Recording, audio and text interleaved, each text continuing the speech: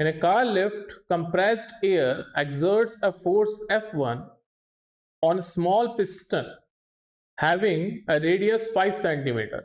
This pressure is transmitted to second piston of radius 15 cm if the mass of car to be lifted is 1350 kilogram, 1350 kilogram. Calculate F1. What is the pressure necessary to accomplish this task?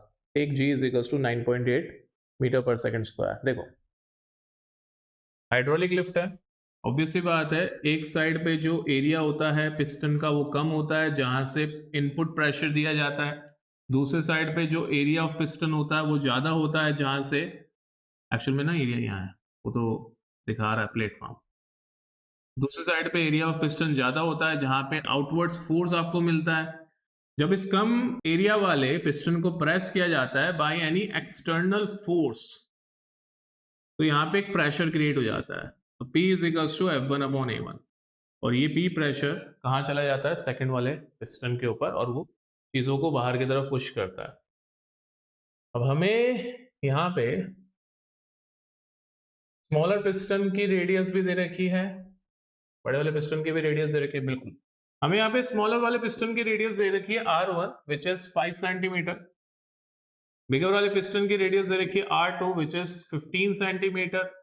हमें यहाँ पे कितना force चाहिए output में वो दे रखा है, मतलब वेट ऑफ कार. इस कार को आप उठाना चाहते हो तो आपको F2 इतना चाहिए, कितना चाहिए? 1350 किलोग्राम.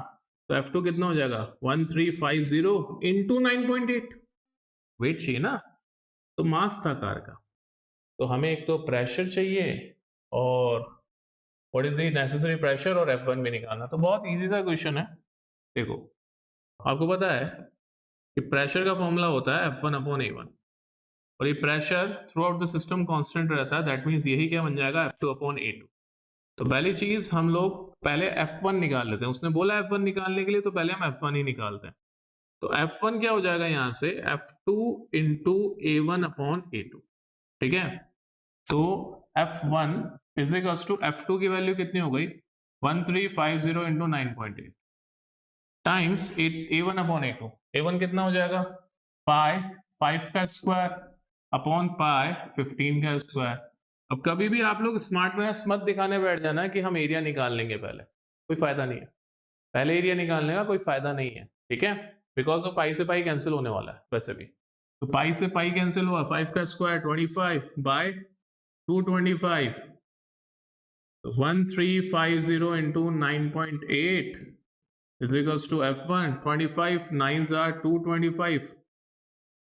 9 से 15 टाइम्स कैंसिल, 15 9s are 150 होता है. तो 150 इंटू 9.8 दैट मीन्स F1 कितना हो जाएगा? 150 into 9.8 means 15 times 98, 1470 Newton.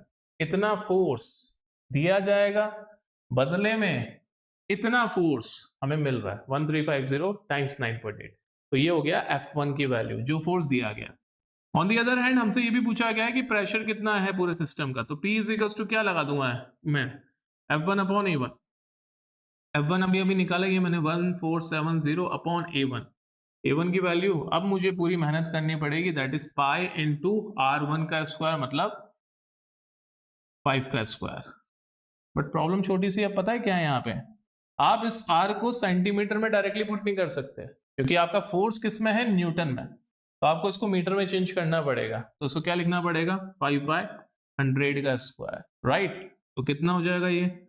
1470 upon 22/7 क्यों लिख रहा हूं मैं, अपॉन 3.14 इज इक्वल्स टू, ये हो गया 1/20 का होल स्क्वायर. 1/20 का स्क्वायर मतलब 400. तो 1470 इंटू 400 अपॉन 3.1. इसको जब आप सॉल्व करोगे, मैं तो नहीं करूंगा, जब आप इसको सॉल्व करोगे तो आपकी वैल्यू आ जाएगी इसकी अप्रोक्सीमेटली 1.9 इंटू 10⁵ पास्कल.